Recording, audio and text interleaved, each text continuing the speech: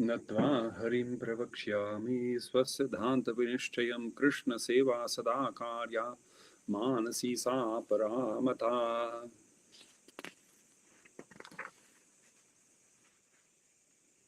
चेतस्तत्प्रवणं सेवा तत्सिद्ध्यै तनुवित्तजा तत्तः संसारदुःखस्य निवृत्तिर्भो ब्रह्मबोधनम्.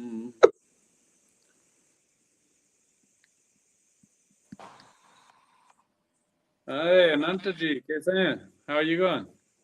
Hare Krishna. Yeah, Yeah, good. It's been a while. I've been missing your association. yeah. Nice to see you. I'm up in Uttarakhand now. Oh, you're back in India. Awesome. Can't you tell by my beautiful decorations? It's looking small on my phone. I can Oh, see okay, like okay. Yeah. there's some. Is it lamps? Well, it's stickers, uh, lamp stickers. Okay. Instead, if you don't have lamps, you just put some lamp stickers on, and there you go. Yeah, just stick an LED behind it. There you go. I'll skip a couple minutes, and oh, here, yeah, a couple people. Let's see here. Hello, Preen, welcome. I'll just give a couple minutes. We can just chit chat or whatever until 2 more minutes or so until like maybe 5 after. Okay. Yeah. So basically, yeah, like Siddhanta Muktaavalii, we're gonna just read a bit from there, here and there, just to kind of lay out the analogy that's really useful. That he uses Ganga as an analogy, essentially for so this is like the adhibhautika, adhyatmika, adhidaivika kind of topic. Awesome. And also, this is a really great work of his to look at. Okay, what's the kind of definition of bhakti, and like the ultimate kind of attainment of bhakti, sort of, or the stage of bhakti, you can say, Uh, and how that kind of threads into our daily, where we're at personally, kind of a thing. So it's a great kind of, how does Vallabhacarya look at that and explain that? awesome. Yeah. So how's the kid? Yeah, we had a bit of a scare recently. She was in Oh yeah. hospital for a few Oh no. days, for 10 What, days jaundice or actually. something, or what? She had like a pneumonia, like yeah, difficulty breathing and stuff, but she's better now. She's home. Uh-huh. Is she on Yeah. formula or anything like that? She was, yeah, she's still on formula now. Doesn't really like her mom's milk. Oh, okay. Some problem there, huh? It Wow. could have been that. Well, what happened was one night she kind of woke up really like crying, and I checked her, and she like out of the side of the diaper just basically made all her clothes really wet, and Wow. um, yeah, and the AC was obviously running. Then I changed her, put her back to sleep, and then a couple hours later, she woke up with this huge fever. And then just the same day, we take her to the doctors, and he's Huh. like, "Yeah, she's not doing good. She's like got in tremendous fever, and like she's having difficulty breathing. We need to admit her." They started like putting these tubes in her nose and stuff, taking out all the mucus, and it was like all of a sudden, like super shocking. Yeah, Wow. but I glad to don't know be. if I shared it with you, but I'll give you one number of this Vaidya that I know, an Ayurvedic guy. He's not Okay. very far, kind of like on the main highway before you go to Vrindavan, but you Yeah. just go a little bit, basically it's one exit after Vrindavan on the Okay. highway there. And he's got a little place there. He calls it Dhanvantari Dham, little place. So anyways, I'll give you his, so if you ever want like a second opinion, you can even call him on the phone and stuff. Okay. But yeah, he grows a lot of his own medicine there and stuff. His father was Prabhupada's Vaidya. Wow. Okay. No, Ravindralal Gupta was his father's name. He was Prabhupada's Vaidya, and he's Narottam Lal Gupta, right? And yeah, what's his name? I can't remember right now. Anyways, I'll send you his contact. So just whatever. I like to always kind of go to Ayurvedic perspective on things as much as I can. Okay. Emergencies. Yeah. You want to go to the hospital or whatever. But yeah, I found a local Vaidya here just last week, so I got my local contact here now. He's like That's an good. hour. Yeah. All How's right. Well, things going? Oh, Right? it looks like we're about to start. Yeah, go on. Yeah, sure, sure. I was Okay. gonna ask how's things going Go. with your construction and stuff. Oh, it's like half done. Yeah, it's going well. Wow, Yeah, awesome. yeah. Before next rainy season, it should be pretty much like livable, you know. Wow. Yeah, Okay. going great. Yeah, it's pretty good. All right, Awesome. so we'll officially be in. So basically, our topic is, Sri Krishna. Big surprise. Uh, The big reveal. So, right, we have Brahma, Paramatma, Bhagavan. We have Bhuva, Swa. Right, we always have these kind of like three. Right, we have Tamas, Rajas, Sattva. Right, like that. So, in that threes theme here, mhm. we'll talk about Vallabhacarya's perspective on Sri Krishna's Swarup in kind of like this three. So I'll just do a little invocation here, and this is Vallabhacharya's pranam to Sri Krishna. Namami hridaye sheshe lilakshirabdhishainam Lakshmi sahasra lilabhi sevyamanam kalanidhim. Okay. Jnanatimirandhasya jnananjana shalakaya chakshurunmilitamena tasmai Shri Gurave Namaha. All right, so I'll just start off with Vallabhacharya's. So this is called Siddhanta Muktaavalii. So it's one of the short works of the 16 works that. So, if anybody's ever interested in Vallabh Sampradaya or Vallabhacharya, what is Vallabhacharya's sort of basic takes on bhakti and things in general? The Shodasha 16 grantha, right, or works or books or teachings is kind of like the go-to. And it's great because they're really short and very concise. And so they really, because they're short and concise, they're really nice. You can read them quickly, but they give way to a lot of great, deep kind of meditation and insight. And so this is like the third one essentially inside of there called Siddhanta Muktaavalii. So it's kind of like a Muktaavalii is like a gem necklace kind of thing. And so Siddhanta, right? The conclusions, kind of conclusive statements. So he says, Natva Harim Pravakshyami Swasiddhanta Vinishchayam Krishna Seva Sadakarya Manasisa Paramata. So having bowed down, Natva, having, past tense, bowed down to Sri Krishna, who is capable of removing all sorrows, right? Calling him as Sri Harim Pravakshyami. I shall now speak with great certainty, Vinishchayam, right? Very surely I'm going to speak with clarity and surety on the Swasiddhanta, my conclusions, my own Sva. At all times, right? So Sada Karya, Sada, always, right? So at all times, the main duty is to serve Sri Krishna, and the highest form of seva is done with the heart and the mind. So he terms this Manasi Seva. So, right, like we could be doing something externally, whatever that may be. Drinking a glass of water is one of my favorite, analogies. And but internally, maybe I'm thinking about, hey, yesterday, this guy cut me off on the road or something, whatever it may be. So the actual object I'm beholding and the actual object I'm in relationship with is actually the object that my mind heart is focused on. So that's what we're going to term here as manasi. What's going on with the manaha, and what we're actually in a relationship with in that moment. And so he's saying the highest kind of seva is manasi seva, and furthermore paramata, and when something's overflowing, right? When it's just spontaneously coming out from your heart, as opposed to, I'm going to sit down and I'm going to read the Shastra and it said to do this and then do that, and procedurally I'm going to go about it.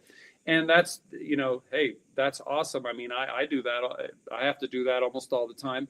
And it brings about, a great stirring in my heart and beautiful, but after doing that for a long enough time or with enough quality, right, we're going to get to this place where our actual inner character, right, gets reshaped, and it just becomes like the very breath I breathe and everything I do spontaneously, that's what everything is. That becomes just my general backdrop of reality is Krishna consciousness. And so he's basically saying that kind of, so, okay, so Krishna Seva Sadakarya, always do Krishna Seva. But the para, the best form of that is when it spontaneously is constantly coming out of your mind heart. So Krishna Seva Sadakarya, Manasi Sa Paramata, right? So now he says on the second shloka, well, I'll just give there's a little tika here, a little short here, I'll give it then. So this Manasi Seva, or service rendered through the mind and heart, is the highest form of seva and is the ultimate reward, or the ultimate fruit and the path of grace, Pushti Marga, since it contains constant remembrance and perfection of Sarvatma Bhava. So Sarvatma Bhava is also a, literal meaning, fine, that right? Sarvatma, the self of all, right? Sarva Atma, and Bhava, that state of being where we're actually in, right, consciousness of Krishna as the self of all. So he's everywhere. And there's a famous story that generally in Pushti Marg, defines, that Sarvatma Bhav kind of, it becomes a term in Pushti Marg, people kind of refer to. So Vallabhacarya is sitting with one of his sevaks, and they ask Vallabhacarya to, I hear all this philosophy about how Krishna is everywhere, and Paramatma. Oh, who's there? Got someone coming in here. Okay. All right. Radhe Shyam, welcome. I can't hear you yet. Well, I'm just going on here already. Yeah, so good. Haribol. Oh, Haribol, nice to see you. So we're on the second shloka here of Siddhanta Muktaavalii by Vallabhacarya, and he's basically just described bhakti and the highest form of bhakti. So he says, Krishna Seva Sadakarya, always do Krishna Seva, and then the highest form of that is when spontaneously it's constantly what's flowing naturally out of our mind and heart. And then here, Sarvatma Bhava in the little tika, the little short commentary here, right? It's that when we're in that Manasi Seva, that spontaneous thing, it just contains as part of it, a natural part of it is Sarvatma Bhava. So that's kind of like, you can say, the foundation or the backdrop of this Manasi Seva. So Sarvatma Bhava, so I was just telling a story of how one sevak, one disciple comes to Vallabhacarya and says, hey, I'm hearing so much philosophy all the time about Paramatma and how Krishna is present everywhere and all things, but I don't really get it. It's a philosophy to me. Can you give me a darshan of that? And so Vallabhacarya just says, pay attention to the leaves on this tree even, and see that Sri Krishna is completely personally present as each and everything, even the leaves on this tree. And he gets this darshan of Sri Krishna present on each and every leaf in the tree and understands from realization from that. So anyways, that's an idea about Sarvatma Bhava. And it's this high state of bhakti where a bhakta will directly be perceiving Krishna's omnipresence, and not just some kind of vyapak, right? Some formless, everywhere, light something, but Sri Krishna present everywhere. And it's said that when bhaktas first attain this or have this experience, it's quite overwhelming until they can adjust to it and be able to keep performing their seva. And that's one of the themes that, we're not looking for spiritual siddhis where, look at me, I'm overwhelmed with Krishna. We don't want to be overwhelmed. We want to be able to do our seva. And that always just remains the staunch focus of the bhakta, is the seva that I'm doing for Sri Krishna. And so, anyways, that's the Sarvatma Bhav idea and the Manasi Seva, or the spontaneous constant engagement, because that's the world we live in now. Now, okay, Manasi Seva, the highest form of seva is when it's actually coming from my mind. I'm not just doing, externally some seva and saying, well, my guru told me to do this, or this is the procedure, and I'm doing it. I'm reading this many shlokas, or I'm doing, puja or arti or whatever it may be. But where's my heart? I'm actually focused on Sri Krishna and doing this seva, and whatever, I'm doing with my mind and my body, it is one thing now, right? Okay, so now, Chetas tat pravanam seva tat siddhyai tanu vittaja. So the chitta, right? The cognizant aspect of things, right? Cognizance, that includes what we group together as the antakarana, right? The anta, inner, right? Karan, cause, right? Or some karana, doer, right? So that will include our, right, ahankar, our buddhi, our mana, and our indriyas, right? Kind of everything from atma, you can say down or out. And so that's the chitta. It includes all this stuff, the cognizance. And so chetastat, that, chitta, tat, that, right? Pravanam is a cool word. It has a few different, depending on the sentence that we're using it in, it has a few different meanings, but we can understand it by, I'll just give two examples so we can kind of get it. It's a really nice word and meaning.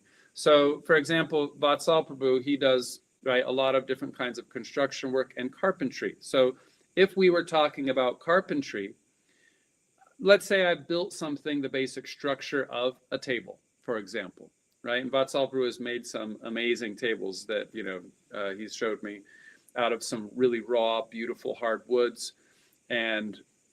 But there's a stage where, okay, I've put the basic structure together, right? The legs are there, everything, the dimensions are correct, it's sturdy. Now I've got to do the finishing work to really bring out its character. That may be, sanding, staining, just fine touching in the alignment, even whatever it may be, to bring that piece to really shine with its final, right, character and bring that ananda, bliss element to the thing. And in the context of sewing, right, it's like threading something into something to join it together and make it one perfect, harmonious, right, tapestry or design. So we're taking the chitta, right, that whole antakaran that is now engaged in manasi seva. And sometimes it may be an inner experience that we have that we haven't really brought into the physical world in such a complete, direct way. And so there's this pravanam process of, here, it's a beautiful analogy with the sewing, right? And you could, any instrument, right? But the needle, Ananta, I guess he kicked off and came back in. Hold on. Device is not connected. I don't know. All right, well, let's see if he comes back on. Anyhow, so the needle here is like the buddhi, pointed things that are exacting, differentiating. That's the buddhi, right? Sharp things. And so the thread coming out of the needle is like the threads of our thoughts that come out of a focus. Here, I'll bring Ananta back. Yeah, I guess your internet kicked off, huh? Sorry, my phone died. Yeah, oh, okay, cool. I wasn't paying attention to my charge. All right, so basically we're just, did you get some of the pravanam word? Okay, The so last thing I remember was you were talking about manasi seva and being completely so now we're in chitta stat pravanam seva. So now the chitta, cognizance, right, which includes ahankar, buddhi, man, indriyas, right? The whole thing, but the internal aspect of that, right? So here's our atma, and then it has this chitta in between that it, right, basically makes a managerial structure with to manage how the body's going to be governed.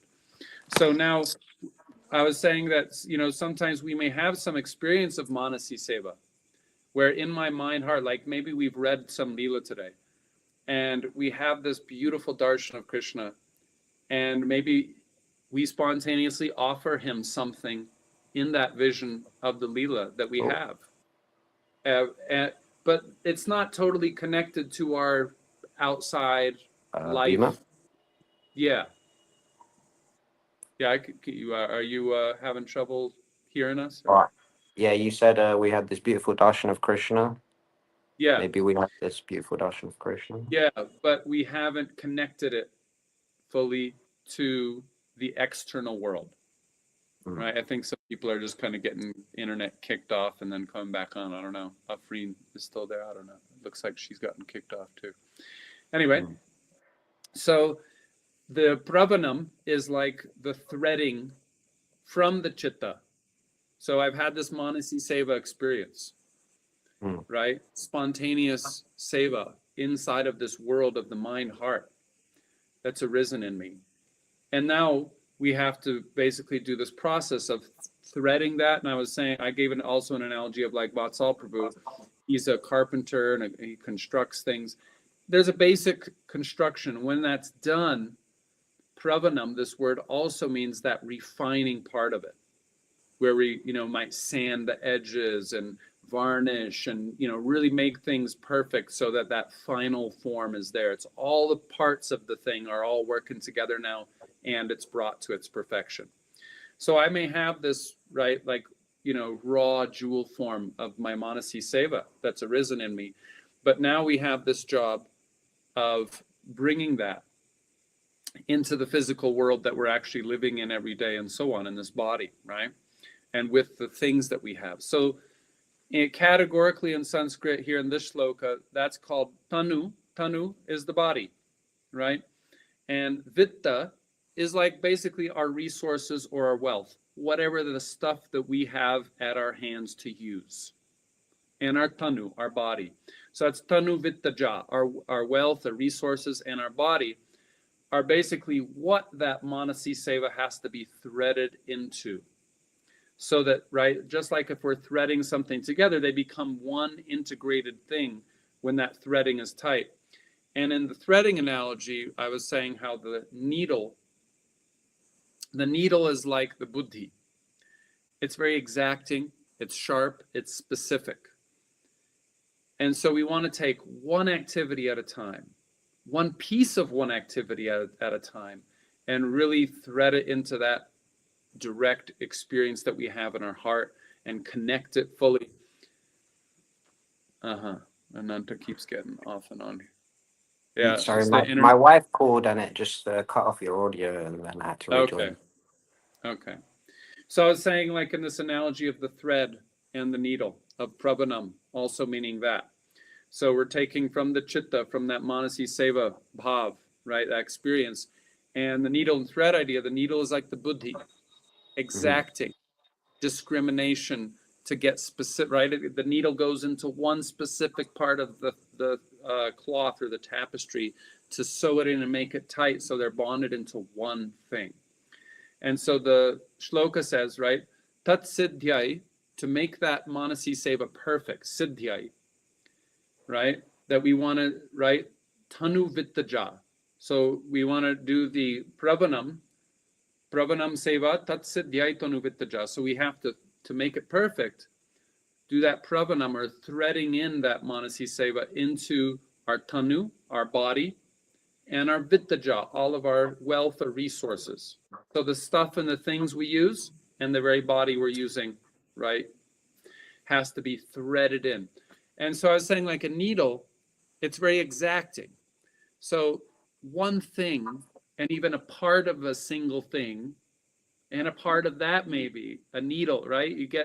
Can get really exacting. And like a breath I'm taking, right? Or one thing I'm doing can be threaded really nicely that way.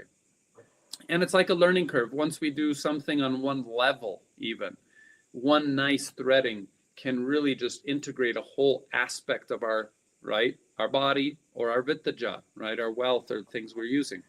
And so the idea is that, right, you can see where this goes, that gradually we're making a threading, a tapestry of our whole life until our whole life becomes seva, Manasi Seva, because we've threaded what's in our heart, right, into each and every activity that we're doing. And so it's no longer some separation of I'm doing this external kind of ritualistic performance. And I'm not saying there's anything bad, or that's also super excellent, because that, right, really inspires us as well, right? But Vallabhacarya is basically talking about, okay, here's bhakti, always do, but this is the highest stage where we're kind of want to progress to, and it lets us have a great map so we can coordinate what we're doing now and keep it aligned to where we're going in a very practical, seeable way. It's not like, someday, somewhere, right? It's very practical. We can engage ourselves really nicely this way with all the little things we're doing. And later in this, I'm not going to go through the whole work today, obviously, but even later on, he malam, right? He says even passing stool. He says that in Sanskrit, you know, like just so that we get, yeah, just so that we get the idea. We're talking about every activity because, and he says in the shloka that, right, we're refreshing our bodies. This is part of his natural process. There's nothing that's not part, right? And so that's, so, okay. So I'll just read that shloka one more time. Chetas tat pravanam seva, tat siddhyai tanu vittaja. Tatta, and then tatta, and then, therefore, right, tatta, right, sangsara dukhasya nivrittir brahma bodhanam. So, right, the negative and the positive happen simultaneously then. The negative and the positive being, right, the dukkha, right, gets nivrittir. It stops by, you know, the dukkha vibrations, right, subside. And brahma bodhanam, buddhi, right, we get that divine buddhi yogic intelligence where we start discriminating things for what they really are, right? Sri Krishna's energy in all these different swarups, and instead of it being a philosophical thing, right? So gradually as we go, that's naturally going to happen. We're going to get less dukkha, and we're going to get more brahma bodhanam, enlightened intelligence. Okay. All right. So next, now we begin the actual kind of, that kind of lays the foundation for the Siddhanta Muktaavalii. And now we go into this really nice analogy of Ganga. Okay. And so I'll kind of get through a few of these and then we can, so param brahma tu krishno hi satchidanandakam brihat dvirupam tadhi sarvam syadikam tasmad vilakshanam. So param brahma, the param brahma, right, the highest form of brahma, you can say, is Sri Krishna. He certainly is Sri Krishna. Boom. Let's just get that down here, right? Satchidanandakam brihat. So come even in Hindi means less, right? Hey, do you want more prasad? Come, less, right? So in Sanskrit also, if you put that as a suffix on the end of a word, so here he's saying Satchid Anandakam. So brihat. So brihat, big, is a common term in Sanskrit to look at the big world. Okay, the big world, the Jagat, is a form of Krishna's. But he's saying that the Jagat aspect, the Jagat form of Krishna, in that Swarup, the Ananda aspect of Satchid Anand, the Ananda part, is less. So Krishna is the highest form of Brahma. And in the Jagat form of Brahma, as opposed to the Sri Krishna form of Brahma, the Ananda feature is less, whereas Sri Krishna is that Swarup of Sri Krishna, as I am Sri Krishna, right? With his full form and his beautiful, you know, boyhood, youthful form. That is the full Sampurna, right? Ananda Swarup of Krishna. Whereas the Jagat, the Ananda is turned down in that. Ananda kam. Okay? Dvirupam. And so that Brihat, that Jagat form, Dvirupam, has a dual form. Okay? Tadhi sarvam syadekam tasmad vilakshanam. So that has an akshara, right? That kind of omnipresent feature is there. And then the, you know, the various manifestation feature is there. The one versus the many. Right?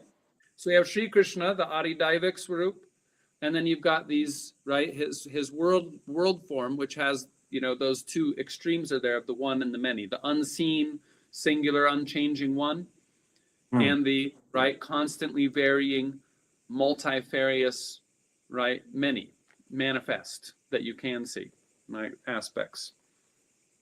So one that is everything and one that is entirely different. It's different everywhere, right? Okay, vilakshanam, right? Vilakshanam. It's just got many lakshanas. It's very, like V is kind of, in some cases, V is kind of like a very, it's very lakshanammed out, you know, tons of lakshanams there, you know. All right, so aparam tat prapurvasmin. So just for time here, I'm going to go straight a couple of shlokas later here. So, well, maybe I'll just do this one real quick. Aparam tatra purvasmin vadhino bahuda jaguhu. So there's a lot of different people's opinions here about this jagat, this universe, this world. What is this jagat? So bahuda, right? So vadino, vada, philosophy.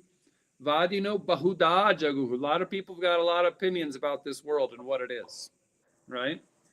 So mayikam, some people say it's maya, right? Sagunam, karyam, right? Some say it's svatantra, it's independently just kind of going on in some cyclic way on its own, right? Without any real, purveyor above that the jug, right? And Chaiti, but Naikida, none of them agree. So here I'll give the translation. Philosophers have expressed many opinions about the first of these. Some say it consists of Maya alone. That's right, Mayavad, right? Some say that it consists of the three qualities of material nature. It's kind of like a Sankhyak or a, right? What's that called? Anyway, the word escapes. No, I can't remember. Maybe it'll come to me. Some say that it has been constructed from the atomic particles from the Lord. That's like a Sankhyak idea, right? The Paramanu from the Lord. And all of this is thus his making. Some say that it is independent and has been flowing since the beginning of time. Purva Mimamsa. That's what I was trying to think of, yeah. Okay, they do not share the same opinion, right? They all have these different ideas about it. So, tad evaitat prakarena bhavatiti shrutermatam dvirupam chapi gangavaj gyeyam sa jalarupini mahatsya sangyuta nrinam sevatam bhukti muktida maryada marga gavidina tata brahmapi buddhyatam. So he's saying, well, here's what the Vedas say.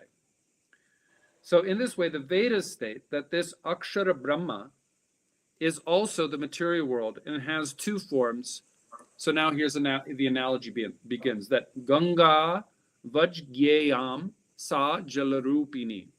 So just like Ganga has these two forms, right, of her water and her spiritual potency. Okay, so it's the beginning of the analogy that comes in three stages. So, so Gangaji river, just like the Gangaji river, which is a body of water. Okay, so here's the adhibhautika svarupa. It's just a body of water. Does the dog know that is the Ganga? And what about a person who's never gone to some person who has educated them? This is the Ganga. This is the holy Ganga river. They have no idea. So to them, it's just a river. Just like people who look at the material aspect of the world, right? And thus they live in a material world. They just are, it's just, right? That's what it is here. It's just the matter world, and that's all they see. They don't see its divine spiritual aspect, okay? So just like the Ganga, which is a body of water and also laced with powers, and so can grant bhukti, worldly happiness, and also moksha, liberation, to those men who worship her according to the ways of the scriptures. One should understand Akshara Brahma in this way. So I'll just read the tikas are pretty short, so I'll just read them. The Vedas say that the imperishable Brahma itself that affects the form of the material world. In other words, the material world is an effect of that Akshara Brahma, right? So this Akshara Brahma has two forms which can be understood through the example of the Ganga River. The first is her form as a body of water, a river, and the second as a river worthy of pilgrimage. That's the adhyatmik, as opposed to the adhibhautika, right? The adhyatmik. And is full of glorious powers, which can grant the rewards of bhukti and moksha to those who worship her according to scriptural guidelines, right? So that's like a, puja, right? A Vedic, prescription orientation on, how to worship someone. And so in this way, it is seen here that Akshara Brahma has these two forms. But they're one, with two forms. Okay. Tatreva devata murtir. So now here's the adhidaivic form, the murti, the deva murti of Ganga, right? Tatreva devata murtir bhaktyaya drishyate kvachit. Right? In a really special circumstance, Ganga may give a vision, drishyate, right? Give a vision of her divine Devi form to one of her special bhaktas. Gangayam cha visheshena pravaha bheda buddhaye. So there's also a goddess form within her watery and her glorious forms. Right? Can't really separate them, right? These are all like three dimensions of one thing. You can't really separate. They're just, right? Three ways of seeing one thing. This Ganga goddess form is the culmination of devotion, who is occasionally visible within the Ganga, but solely to those devotees who don't recognize a division between her water and her glorious form. So, right? We are eligible for darshan of the adhidaivik svarupa. Those people are eligible who don't see a difference between the quote-unquote material world and the quote-unquote spiritual world. When we understood that these are two forms of one entity, then we become eligible. Okay. The goddess form, this is the tika of that shloka, right? The goddess form of Sri Gangaji, who is in her water form and her sacred form both, sometimes grants her holy sight in that very goddess form, which is the culmination of devotion to those dedicated souls who see her flow and her goddess form as non-different.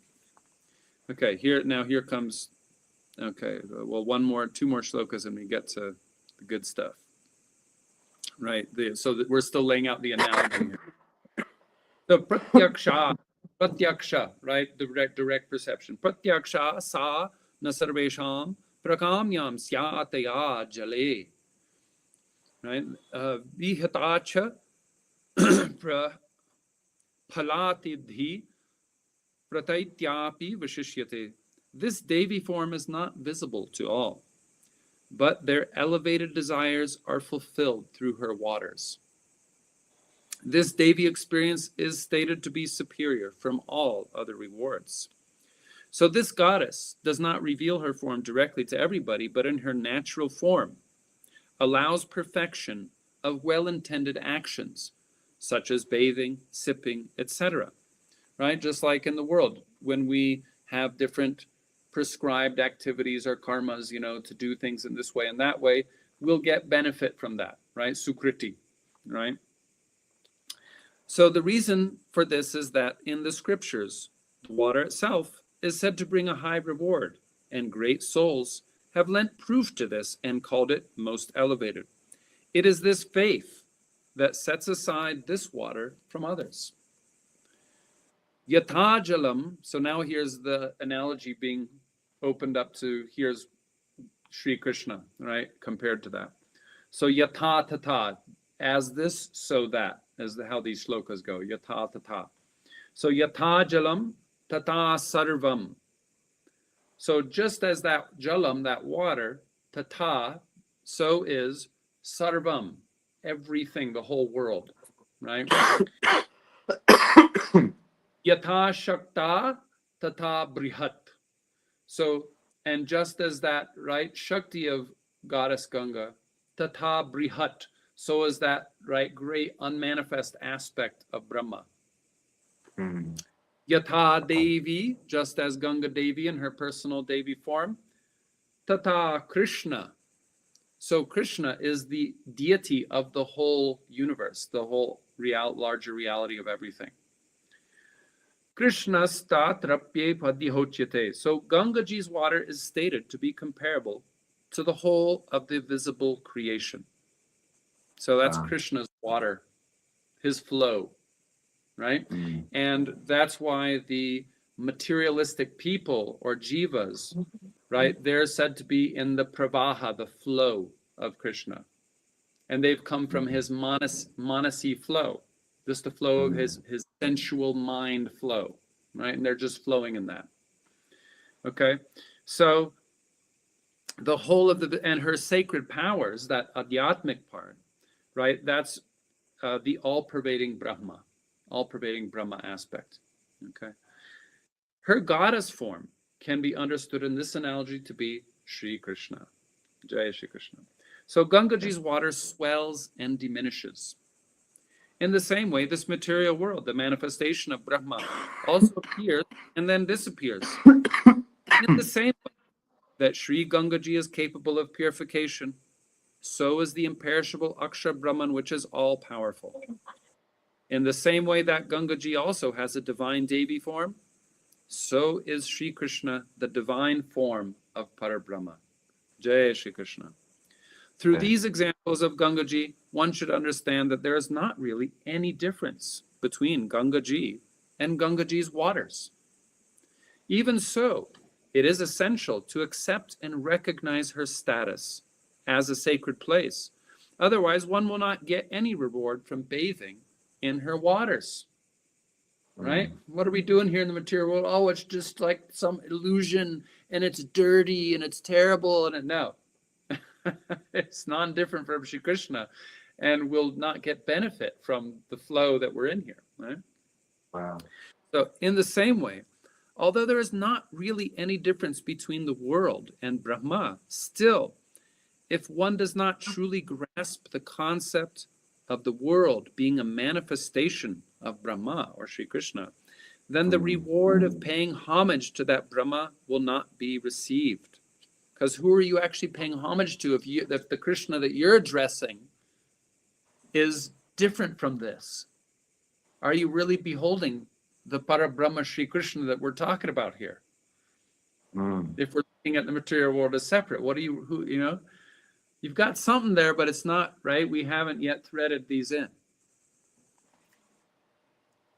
Okay, so we have to grasp that concept of the world being a manifestation of Brahma, and then the reward of paying homage to Brahma will. So some will admit that the world is Brahma. Some will. But then indulge in the selfish love of their wife, thinking that they should receive the fruit of paying homage to that very Brahma. But this is not the way it works. Jagatu trividham proktam Brahma Vishnu Shivastata Devata Ruparat Prokta Brahmanitam Harir Mata. The world has also been stated to consist of the three qualities of nature, Sattva, Rajas, Tamas. Thus, Brahma, Vishnu, and Shiva are said to be its controllers, and the Godheads worthy of respect. And the Akshara Brahma Sri Hari alone is regarded to be the Godhead worthy of service. I'll stop here because it goes on into another aspect of teaching, talking about how both Shiva and Vishnu are said to be able to give mukti. Brahma barely even refers to it in the Vaikanti Tantra text, but doesn't really do that. But Shiva rarely gives it because he gives more bhukti and mukti. But he says how Shiva and Vishnu are both equally representations or manifestations of Krishna's swarup. But when he's visible as Shiva, when he takes the form of Shiva, he says basically what is readily available to us as a person, right? All of us have things that come easy to us. We're going to naturally be more giving of that thing, which is easy for us to give. And we're all going to have some kind of rare treasure that we sort of keep to ourselves, and maybe might rarely award that to someone else, right? And so Shiva, right, he gives the bhukti mukti, right, siddhi kami, all that stuff, right? But he's sitting there in meditation on Vishnu, on Sri Krishna, right? And he'll rarely give that mukti. Vishnu, he's bathing, right? He's laying in the ocean of mukti, right? But he'll rarely give the bhakti, right? So anyways, that's the second half of the teaching, but we'll just stick with this so that we can kind of get out of this session with a nice Ganga analogy. That was beautiful. Right? Yeah, the water, the sacredness of Ganga's waters, and then the actual Devi feature and how they're all one, but totally different. So it's a great, right, maybe a fresh analogous perspective we've all heard these teachings before, but it's really nice, different way to look at it, and perhaps we'll get some fresh insights from this way of Vallabhacarya presenting it. So I'll pause there, and this is the part where anybody comes up. So Ananta, why don't you start and give any reflections or anything that you got to give here? Sure. Yeah, I thought that was a really beautiful analogy and the way it was laid out, and also uh, expanded to the whole world. Yeah, that was really amazing. And it kind of just at the end there, when you're talking about being able to see the oneness in those two dualities, about that being basically the qualification to be able to see the Davic form. I thought that was really amazing. Yeah. Yeah.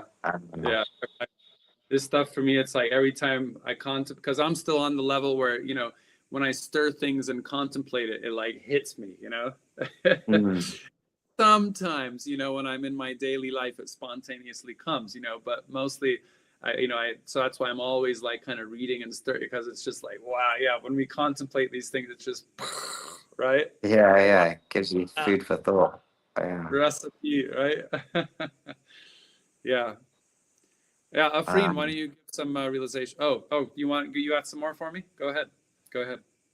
I was just gonna like mention, it kind of reminded me of I read Bhaktivinoda Thakur giving a commentary on one of Rupa Goswami's works. I forgot the name, but it's like a small book in our Sangha, translated by Srila Gurudev, Srila Narayan Maharaj. And then there was that one part in it where Bhaktivinoda Thakur said something that really hit me at that time as well, where he was talking about like, first he talks about, the Bhauma Leela, where Krishna appears in this world, blah, blah, blah.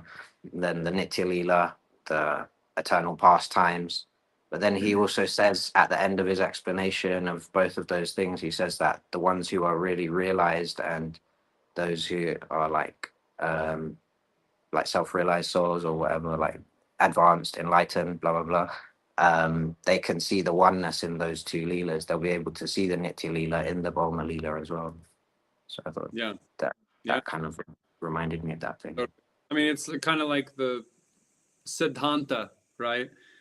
This is the Siddhanta Muktaavalii, or the beautiful pearl necklace of the Siddhanta, or the principles. So they just apply on every level of everything. Because because it's all Krishna's Svarupa, so once we get kind of this basic fundamental, and it's not just like a philosophy, right? Once we actually start getting this, it just opens everything up like that. Yeah. Okay. Okay, Afreen, you're up. So I was a little bit on and off. I was traveling. Yeah, I saw that you were kind of coming on and off there. Yeah. So the last thing, like as you mentioned, like about the Ganga Svarup, and it is how we see it. For ordinary people, it's just water, river flowing, but it is not for us. Like we see in a more spiritual way, adhyatmika. Yeah. And I also like the way you mentioned Krishna, and in this material world, it is there, but it is how we see that part. Yeah. Yeah, totally. If somebody doesn't appreciate you, for example, in the ways that you're already present in a normal way, why would you want to show yourself more to them? And they, some gift you give them, that it's obligatory, it's expected, right? It's nothing special, but you have given it, with some intention. And yeah. But yeah, I remember when I was first reading this with Shamdas, and just it gives way right nicely to a vivid way of looking at the world, where the world can be seen as this flow of Sri Krishna's, right? In Sanskrit, they call pravaha, right? That flow. And here we are in Sri Krishna's flow, and seeing that, oh, just like Ganga, right? How can we say Ganga Devi is separate from her waters, right? And so how can we, right? And oh, so that means this circumstance that I'm in right now, the way that it's flowing, the way it's all moving, and right, that's him.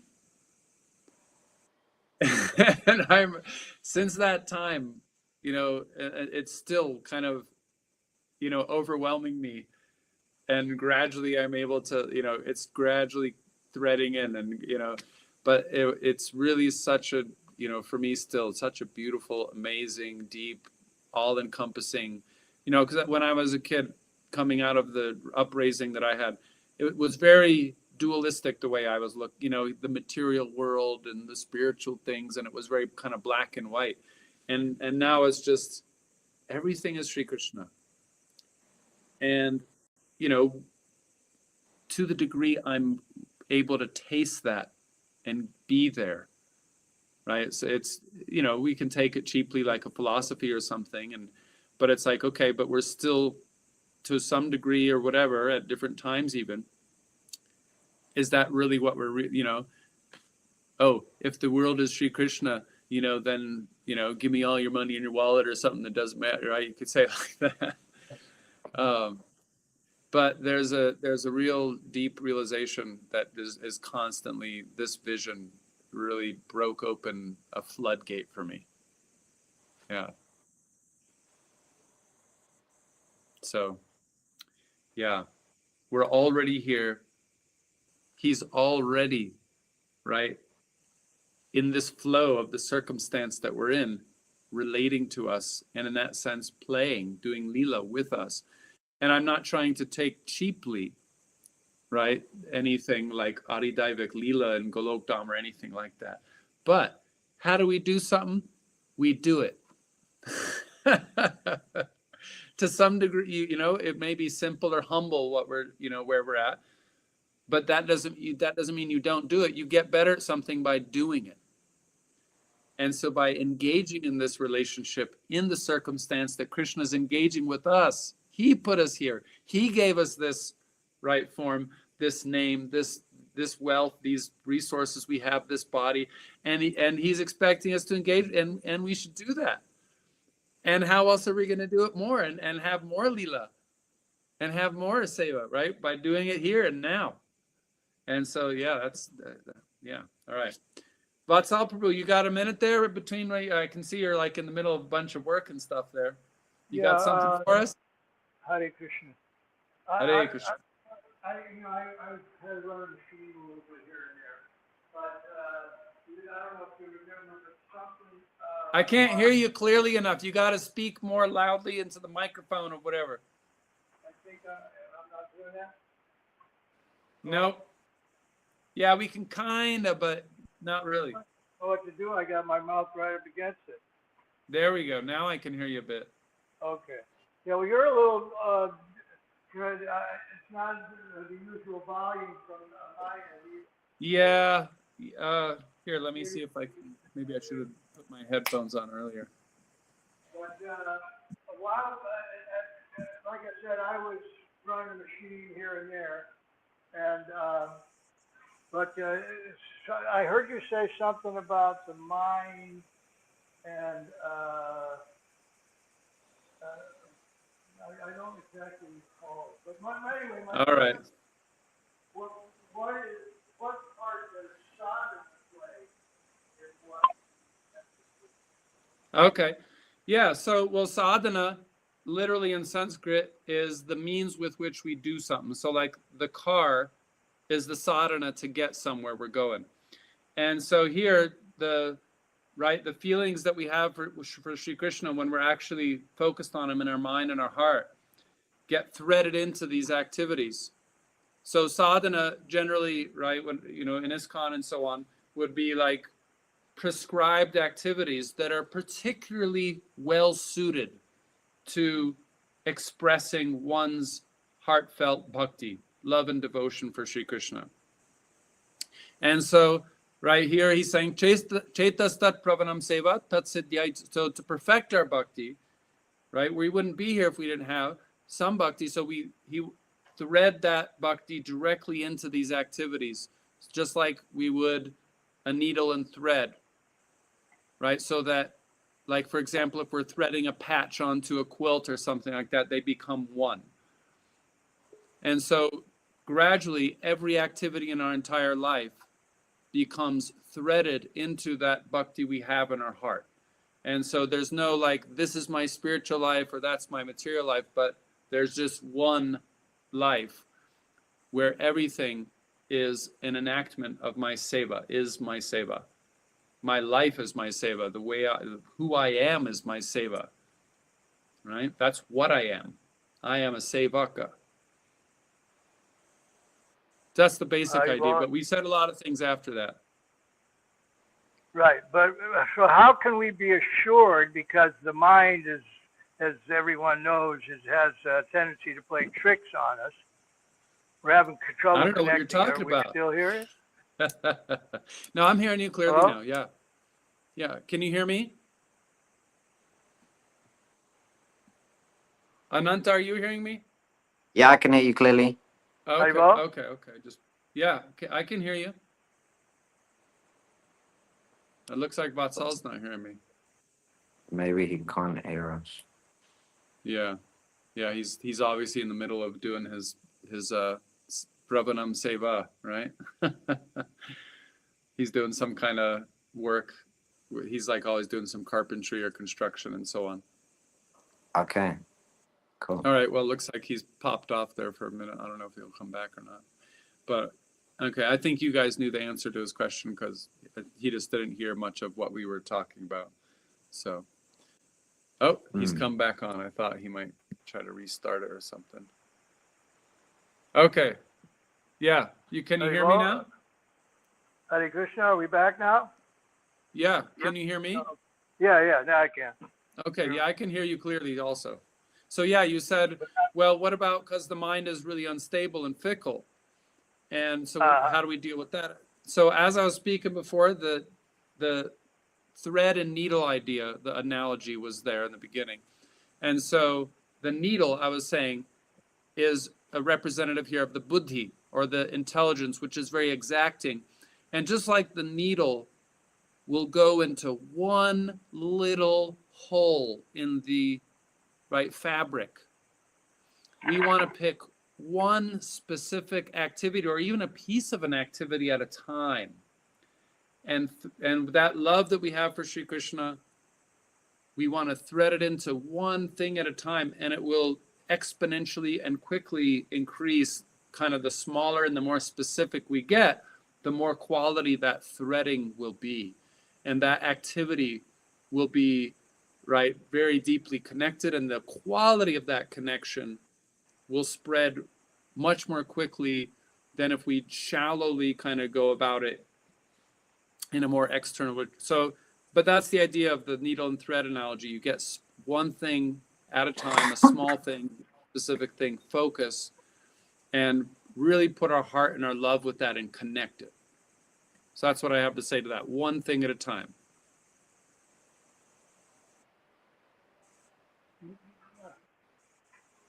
Well, that doesn't answer for me the possibility of us convincing ourselves that we are immersed in this, when in fact we may not be.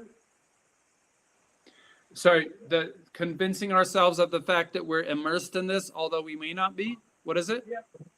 In other words, that we are, with the tendency of the mind to play tricks on us, how can we be certain that this is where we think we're at is where we should be at? Well, the lakshanas, or the definitive features of a thing, are like a dictionary definition of something. The guna and the karma of something is the way we can know what it is. And so when we have the directions of Shastra in front of us, Sri Krishna gives us, hey, when you're connected with me, it'll be like this, and this is what I'm like. And this is how a person will be qualified in terms of their state of being and their behavior and their mood when they're connected with me and yoga with me. It'll be like this. You'll behave like that. So he said, right? Humility, pridelessness, nonviolence, right? Acharya upasana, sitting by the acharya until we've understood, right? Dukkha dosha nudarshanam, from the janma mrityu jara vyadi, that I recognize that all dukkha or suffering is only coming in contact with material things, all these things. So when we're situated in knowledge, those are kind of like the bottom line features. But in general, what I'm saying is, how do we know? Because the mind can play tricks on us. We can simply observe the definitive features, or right, lakshanas, the definitive features of something, and know it. And some people may say, well, that's my imagination. That's not real. You're just imagining Krishna, and you're just imagining something, and that's just your imagination. And so to that, right, we can say experience is experience. And just because one object is being perceived in the mind heart, whereas another object is being perceived physically through the senses, the experience had is proof that there is a subject and object, there's something being experienced. Vastu, right? A thing is there. And is that vastu, or that, right, object that we're focused on, less sat, less true, that is, right, being depicted by our mind heart, than the cup we hold in our hand? Right? So Krishna, right, can be perceived in the mind heart, or he can be perceived in the physical thing that we're holding in our hand, a physical hand. But when we perceive him, the descriptions are there in the Shastra, how he is, what his svarupa is like, and how it will be when we experience him. The very beginning symptoms will be humility, pridelessness, right? All these types of things will just naturally be inherent, but also the positive features. We'll feel great attraction. We'll feel, right? Here in the shloka passage we were reading, samsara dhukasya nivritti, right? The dukkha of samsara will be just suddenly, it's just going away. And Brahma Bodhanam is on the rise, right? I'm suddenly perceiving, right? Brahma, spiritual reality, seems to be coming into perspective more. And so these are some of the defining features. So I'm just saying that we don't need to worry about tricks of the mind if we just stop and use our intelligence, which helps us see, look at the object I'm perceiving by its defining features, and then I can call it correctly what it is.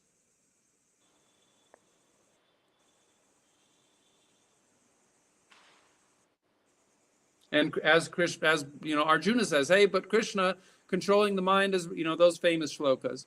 But Krishna immediately responds to him, hey, but it's possible by focused, repeated effort. And so here in this analogy, it's like the needle and thread, one piece quality at a time. And so all of us have, you know, particular things that we like to do that come easy, that our mind can focus on more easily. And it's those things that are like a guru will direct us to do and make that into a yoga. You know, like you like to farm for Krishna. You like to play mridanga for Krishna. You know, you like to cook for Krishna. You like to be a psychologist, heal people and, you know, help them realize Krishna, and so on. But it's one, even inside of that, let's take one piece at a time. And the guidance of Shastra will be really nice there, because then when we're doing it, right, we can stop and really look. Am I getting the experience that is described when one is actually engaged in yoga? Are these symptoms arising? Is the object that I'm calling Sri Krishna, does that, right, svarup that I'm seeing have the features described in Shastra as Sri Krishna even describes himself? And we can really objectively take a look at that, both of those things, and know for certain, based on Guru, Sadhu, and Shastra, right? We can really know, is that object correct? And the experience that arises in us.